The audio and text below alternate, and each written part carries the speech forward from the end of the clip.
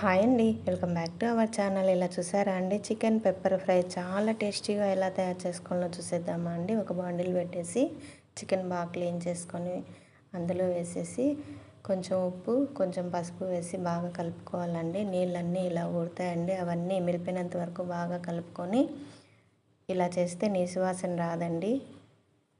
ఒక glass water వేయాలండి. కొద్దిసేపు బాగా ఉడికి నీళ్ళన్నీ ఇమిరిపోయిన తర్వాత 2-3 స్పూన్స్ ఆయిల్ వేయాలండి. ఆ తర్వాత అల్లం వెల్లుల్లి పేస్ట్ వేసి బాగా వేయించుకోవాలి 5 మినిట్స్ పచ్చివాసన పోయినంత వరకు. ఆ తర్వాత 1 స్పూన్ ధనియా పౌడరు, 1 స్పూన్ కారపొడి, 1/2 స్పూన్ పెప్పర్ పౌడర్ వేసి బాగా కలుపుకోవాలండి. ఆ తర్వాత